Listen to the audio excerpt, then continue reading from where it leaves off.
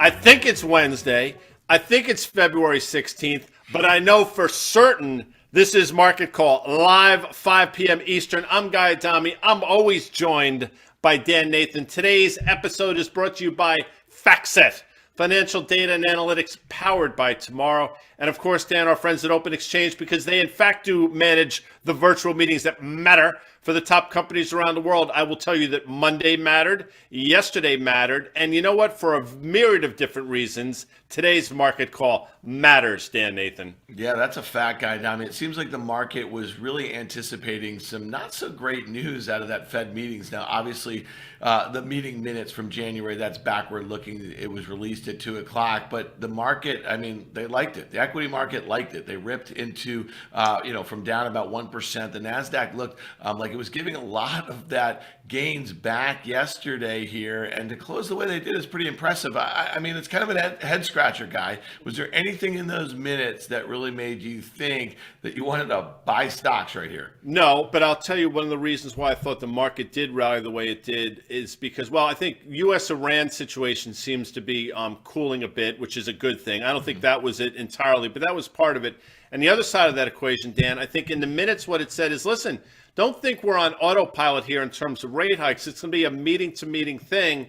And for whatever reason, I think the market took that as dovish and a reason to cover any shorts they were putting on during the day. So that was my take. I will tell you, Dan, and I know you know this because you did it with me at 1 p.m. Eastern time today, on our trading spaces today that we do each Monday and Wednesday, I actually mentioned later in the show that if you're looking to take something good out of this day, at the time I think the Dow was down 250 or so points, the fact that the VIX was up marginally, if not at all, and obviously the VIX I think topped out today a little north of 27 and closed lower on the day. So the VIX was clearly telling some sort of story before the minutes came out. But to answer your question, I didn't see any reason to go rip-roaring back into stocks.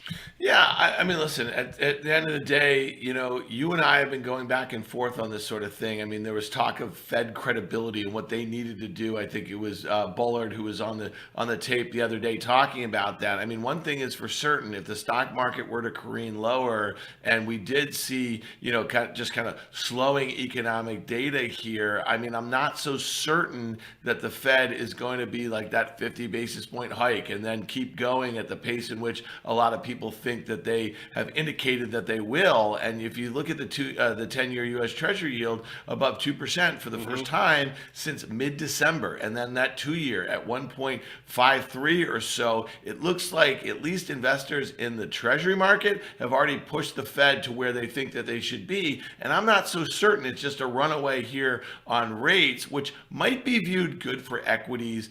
But at the end of the day, Guy, if rates are going down because growth is slowing, I don't think that would be good for equities. So this is where I get to be Carter Worth for a second. If we could toggle back for a second, Dan, I just wanted to say toggle to the S&P chart, that SPX chart. And you're in this pennant formation. And again, it doesn't really matter necessarily what we say. Let the chart be your guide. And you're in this pennant formation. Now, I will tell you, and I think I've been pretty consistent, that I think the break is going to take place on the downside. And here we are at that 200-day moving average or so. We've basically been straddling it for the last couple of weeks. I think we're going to fail. I think we're going to break through. And I do think we're going to test or take a look at the October low. We'll see what happens if and when we get there. And then theoretically, that 4,000 level or so in the S&P is in the cards, 10% or so from where we are now. Now, if you go to the 10-year chart, thank you, Dan, for bringing that up. If we were to see a sell-off in the market, and I've said this for a while, I did think we'd get to 2%. Here we are. But I think what you will see is a flight to quality in the form of Treasury yields, meaning that bonds will go higher, rates will go lower. And that sort of makes sense, Dan, if you think about it. Yeah, well, listen, if you caught Market Call on Monday, which I know you did when we had Carter Braxton Worth here of Worth Charting, he was basically making the case that TLT, the 20-year U.S. Treasury bond ETF, which, as you say, acts inverse to yields, he thinks you got a little bottoming action there. And one of the ways that you could play that that I expressed on that Monday show was through calls or call spreads in the options market. Looks pretty attractive. And listen, this thing is up on a straight line here as the kind of calls for the Fed hawkishness were increasing because of that inflationary data that we had. We had a 7.5% CPI print for January, but this is the sort of thing that is likely to moderate. If we had drawn a resistance line back in that 2% level here, you'd say, all right, I can see this thing back at 1.7%, and it might not be the worst thing for the markets all around. We've seen a lot of volatility in the sort of risk assets that should make equity investors reprice valuations a little bit. And one of those were obviously higher rates. The other one was higher commodity prices. Yeah, and I don't want to sort of dwell too much on this, but you make a very interesting point. If rates were to go lower, it wouldn't necessarily be a bad thing for the market. But the question then is, are rates the leading thing here? Are rates going lower than the market following to the upside? Or are rates going lower because the market is cratering? I don't know the answer to that. I think that I do, but I think that's really what you have to take into consideration as to rates leading or rates following. But we'll cross that bridge when we get to it. The one thing we have to talk about, though, because we've been talking about it for a while, is the old WTI, West Texas Intermediate, Dan, in case you were curious as to what that stands for. Now, in terms of standard deviations away from the 200-day moving average, we are significantly above it. And I think this line, trend line, this lower left to upper right trend line indicates that maybe we've exhausted ourselves here. And again, if the situation between Russia and Ukraine abates, I mentioned U.S.-Iran, all things potentially could be negative for oil, and you could see that back and fill to the $80 level. It's not out of the realm of possibility, and we've seen it before, Dan Nathan. Yeah, and that 200-day moving average is about $75 here. And if you just think about that technical formation, I mean, that's considerable resistance up there at a time where, this was kind of acting in suit as all these geopolitical fears were kind of building here. You saw this kind of relentless push higher. And when you see a move, we said this last night on Market Call, from the low 60s to the low 90s and something like this, and you look at the waves in which it was trading from highs, it's made some considerable declines over the last year or so. So I think that's probably lining up to be the case this time around. But here's the one thing that I think is most interesting, and you said this the other day, OIH, oil services, if you get a close above that 250 level, well, that is a epic breakout. And I kind of was teasing you a little bit because if you didn't love oil stocks as much as you did, and I know that oil service names in particular were one of the areas where you came in this year and you were very bullish on, particularly Halliburton, which makes up a big chunk of this ETF, the OIH. But here you are. You would have been selling that double top. It was some crappy like social media name or something like that or whatever, but it was oil. And you said if it gets above this level, it's going. I just am hard pressed to think you play this thing for a breakout if you think, as I do, that crude's going to come in and some of these geopolitical things are going to moderate a little bit. And most importantly, growth is not there. We know that China is not rip roaring as far as on the growth front. They've already been easing a little bit, and they're a huge component as it relates to demand for energy. No question about it. And, you bring up the demand portion of it. There's a supply component to this as well, which I know you know, but that's obviously been strained for quite some time. What I will say is this. You're right. I mean, that double top is still intact, regardless of the fact we've had a couple decent days. We could look back in 2 weeks from now when this thing's trading 225 and say, see that? Dan was spot on in terms of the double top. What I will tell you is, once again, the prudent thing to be doing here is to be taking some money off the table if you've been in this ETF, or if you've been in the underlying equity, specifically Halliburton and Schlumberger, and to a lesser extent Baker Hughes. I do think, and I want to be steadfast in this, I do think we're going to continue to grind higher in this, but the disciplined thing to do, the smart thing to do, is to take some money off the table. Because quite frankly, again, given Dan's stance in oil and given the fact that maybe we've gotten a little ahead of ourselves in terms of where we are vis-a-vis the 200-day moving average, it seems to make a lot of sense, Dan Nathan. Yeah, all right. Here's another thing that hasn't made a whole heck of a lot of sense to me, and we previewed this last night on Market Call, Guy. We had the big kahuna here. We had Nvidia, a stock that was down, I think, at its lows just in January to 219. What was that all-time high that it had made? Maybe 350 or something like that in November. That was a considerable sell-off. You do the math on that. That's a $650 billion market cap company right now here. They reported after the close. You and I were looking at the numbers. The quarter looked fine, and the guidance from a revenue standpoint looked pretty good. The stock's down a little bit. What does that tell telling you about a name that was clearly a market leader, no doubt about it. You and I were saying this is going to be the first semiconductor company ever to have a $1 trillion market cap. Was going to join that group of Facebook that did it briefly, of Tesla that did it briefly, and obviously the MAGA complex here. It didn't make it there, and it really feels like it's a bit broken here. We know they called off that deal for ARM. Is the story changing right now, Guy?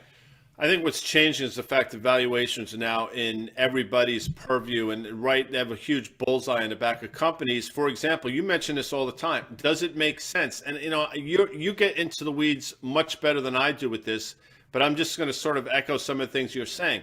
Nvidia is going to be about a $32 billion, let's call it a $33 billion revenue company trading with a $660 billion market cap. Now, I'm not that smart, but I can do that math. So should it be trading at 20 times revenue? I don't know. We had Rick Heitzman on your podcast, The Great OK Computer, and he was saying that the mean reversion for just so many names is probably closer to 10. Now, I'm not suggesting it should get there, just for context here. What I will say, though, and you brought up something really interesting, that guide, that first quarter guide in terms of revenue was at the upper end of the spectrum. I think $8.1 billion guide. That was the top end of what I saw.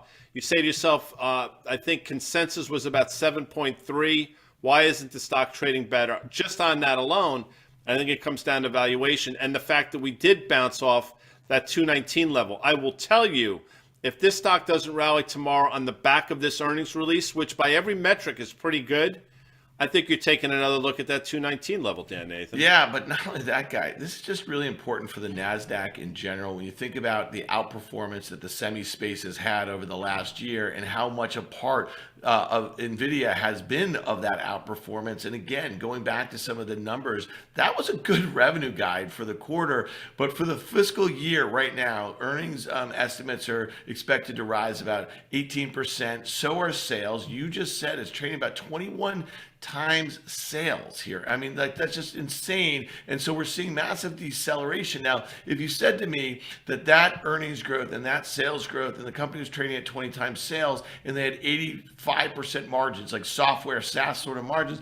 I'd say great, but it doesn't. It has 67% margins. And we know that a lot of their end markets are very cyclical. And we also know that the supply chain issues are causing a lot of havoc among, OEMs who want chips for a whole host of different things. So to me, again, I think there's a potential that we saw a lot of double ordering in the semi space, and you might see numbers come down even more.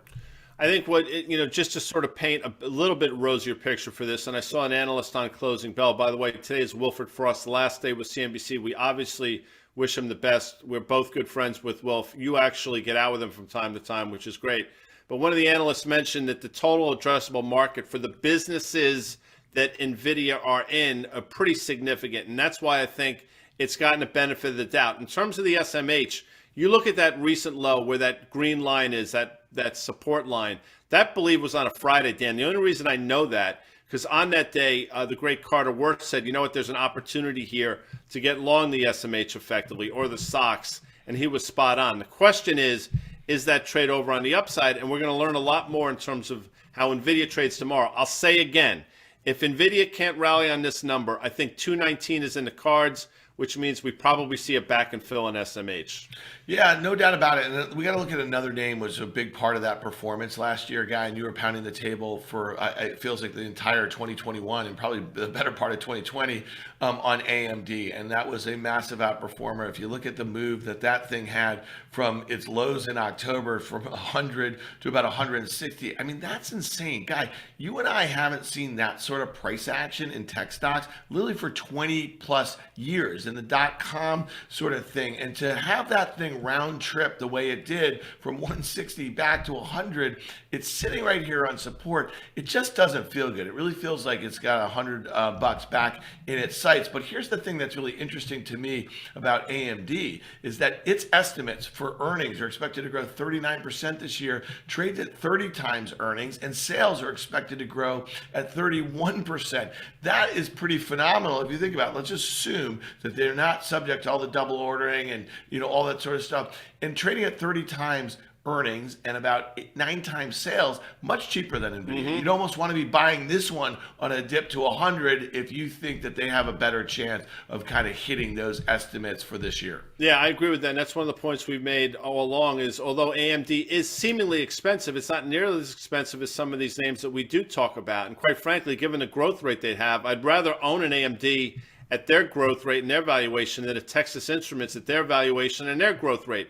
The fact that the stock sold off effectively 40%, probably 38% from that recent all-time high to that $100 level, which, by the way, you had been calling for on Fast Money for weeks leading up to it, is astonishing to me. And now here we are. What does it do? Well, it doesn't look particularly encouraging here. I will tell you, The bounce should have been more, it should have been stronger. It should have held a lot longer than it did, and it's not. Right here at the 200-day moving average, this is what you trade against on the long side. Yeah, and it sounds like you'd be a buyer at $100. And here's another name that we don't have a chart for, but I want to talk about a little bit because they made an acquisition and it was Intel. And this is one, it's such a sad story, Guy. I mean, there's been restructuring after restructuring. They did a ton of M&A in the last 5 years or so. They just made a, I don't know, $5 or $6 billion bid for Tower Semi, a company that you probably took off your FactSet board a long time ago. Not for any reason that the company's bad or the management's bad or the products are bad. It was just been an irrelevant company. So this is what they're doing. They're buying like these legacy tech companies to get into like these different sensor markets and stuff like that. It's crazy to me. And earnings this year in Intel are expected to decline 35% or something like that, with revenues expected to be flat or up 1%, trades at 14 times earnings and 2.5 times sales. And the crazy thing about this, when AMD was up near 160 and Intel had been floundering, this was just a few months ago, AMD almost overtook Intel in market cap. You've been in this market a long time. You've been following Intel. Intel was the big kahuna for decades here, and AMD was the also-ran. That was pretty fascinating. The only reason AMD existed, and I've said this dozens of times on the show on different things that we do, is so Intel would not have been a monopoly. Literally, that's why AMD was in business. And you know what? Intel got lazy. AMD changed management. Lisa Su took over. And really, it's been off to the races ever since. They got in the right businesses. Intel's been getting crushed in data center, which is basically their entire business. And the rest, as they say, is history. What I found really interesting, I read an article today. The Intel CEO is upset at all the negativity around his name. Well, then do something about it. That's what I say, Dan Nathan. What say you? Anyway, we'll move on from the chips because, listen, big component, and it's really interesting to look at Nvidia. I will tell you once again, just to reiterate, I think it's extraordinarily important to see how Nvidia trades tomorrow. Again, if it can't rally on these numbers, I don't think it augurs particularly well for the broader market. Yeah, I agree with you. And here's the other thing that you and I have been talking about over the last few weeks or so is just some of these single stock moves post earnings. It's just been insane. And again, it brings me back to kind of that 2000, 2001 period when the market was coming undone.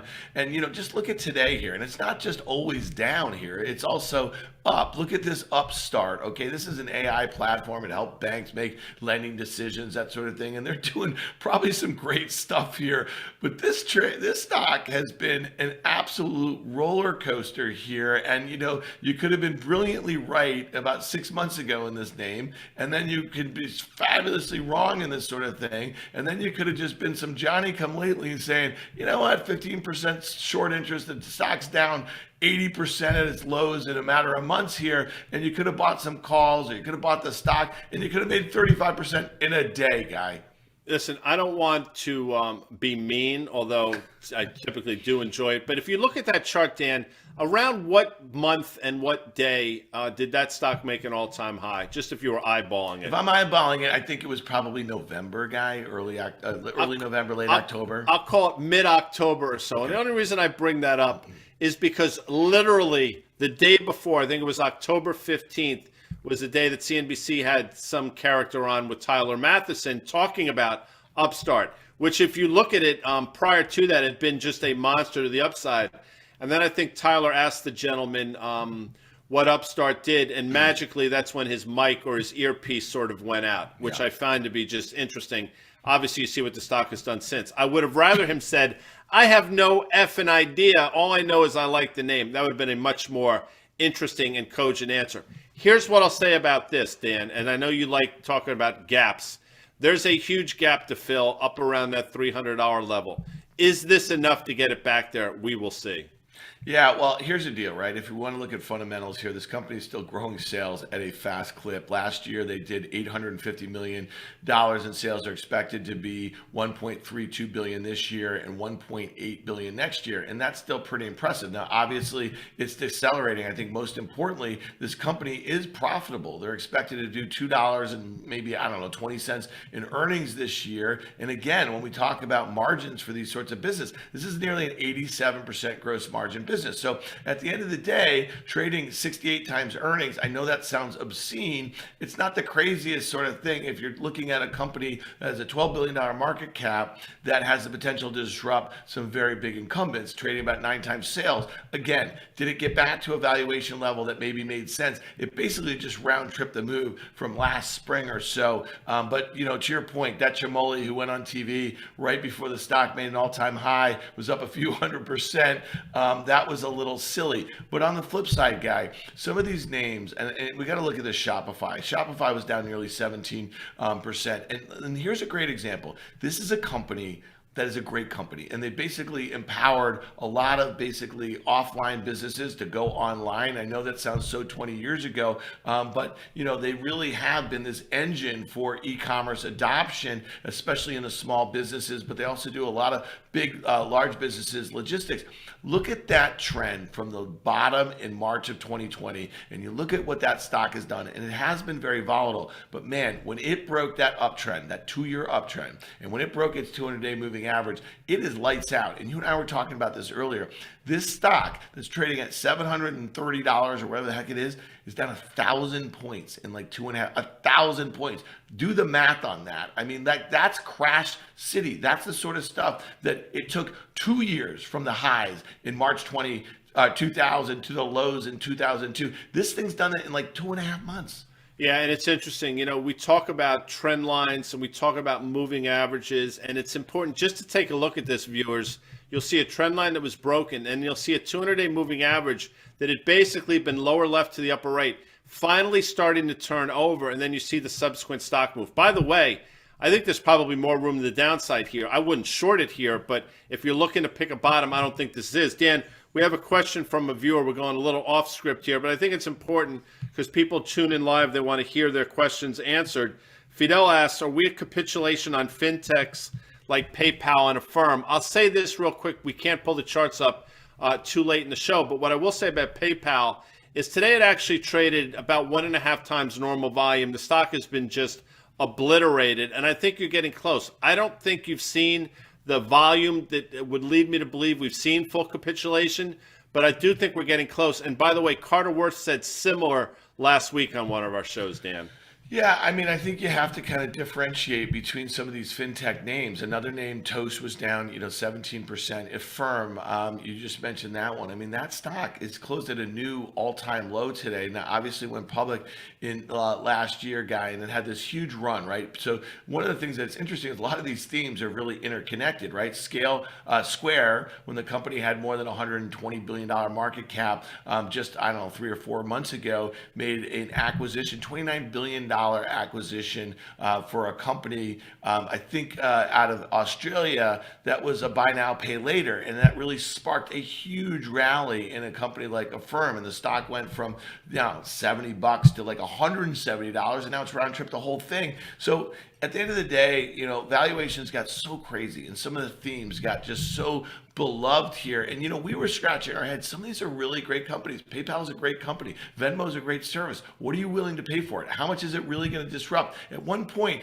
PayPal last year had a bigger market cap than Bank of America or something like that. So to me, I don't think it's done yet. And if history has taught me anything about bubbles, and make no mistake about it, this is a bubble that has bursted. You have things that overshoot to the upside, they'll do so to the downside, and it'll take longer for them to find their footing than you think they will. So if you're going to start dipping your toe in names like this, you better have some more powder. Yeah, and Fidel, I'd encourage you to listen to our podcast. Danny Moses has been talking about this for a while in terms of specifically Affirm, but some of these other names. Dan, when you're an old dude like me and you're sitting out on your porch and a bunch of kids like run on your lawn. What do you tell those kids to do? You tell them to get off your lawn. Well, that's what Charlie Munger was doing today. I mean, this is actually, so I got to read this because I want to do it justice. Berkshire's Charlie Munger said he is proud, in quotes, of having not invested in cryptocurrency. Here's the great part. Says it should be banned and likens it to a venereal disease. Now, I don't want to get into, why he would liken it to that. I mean, that's probably for another show. But talk about get off my lawn, Charlie Munger. I mean, that is it. And maybe he just put the bottom in the short term for crypto. We're going to find out. Well, it's interesting, Guy. I know that you and Charlie got to know each other back in grade school, and you guys spent a lot of time thinking about different investment strategies. At the time, I think you were investing in some of those early auto companies. Railroads. And it might have felt the same, mining companies, that sort of thing. I mean, listen, I got to give this guy, he's 98 years old. He is 98 years old. And the fact that he even knows what a cryptocurrency is amazing. And he's running one of the biggest investment portfolios on the planet here. Listen, it all makes sense. You and I have tried to get our arms around what's going on with crypto assets. At the end of the day, it is less than a $2 trillion asset class. And when you think about what the global investable assets are, it's hundreds of trillions, right? So it's just a rounding error. And I think we spend a lot of time talking about it. Listen, do fast money viewers enjoy all these cryptos?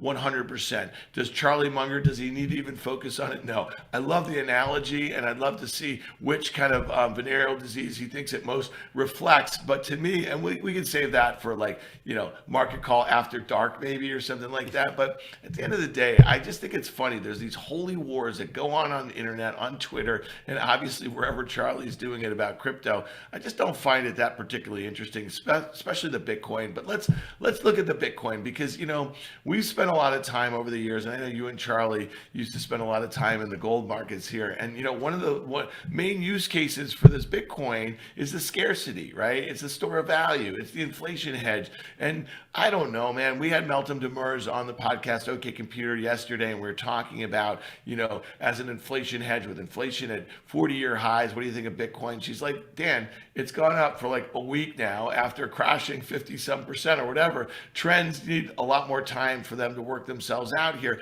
You and I tend to think in shorter time frames every once in a while. What is your take here? If the only thing that you and I and Charlie can get our arms around is that people think that it's a store of value, is it acting that way, Guy?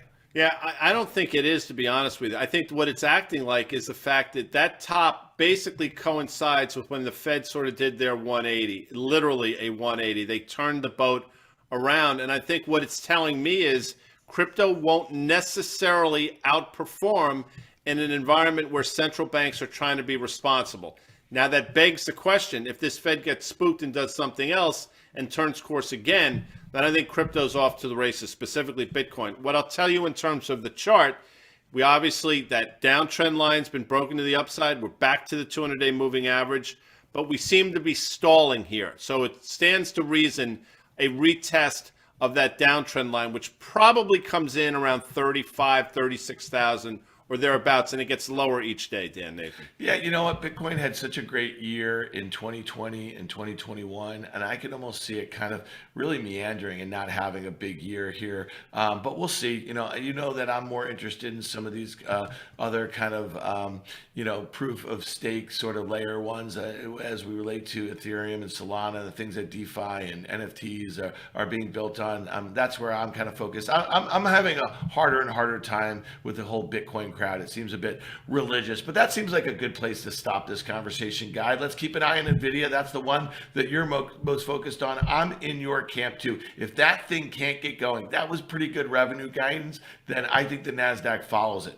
That opens in the mid 250s. Katie bar the doors, I like to say. And that's it, Dan. 5:30 on the screws. That's it for today's market call. Thanks again to our presenting sponsors, FactSet and Open Exchange, for helping us all come together. If you like what you saw here, Dan, be sure to tune in tomorrow at 5 p.m. Eastern Time. We'll see you then. See you then.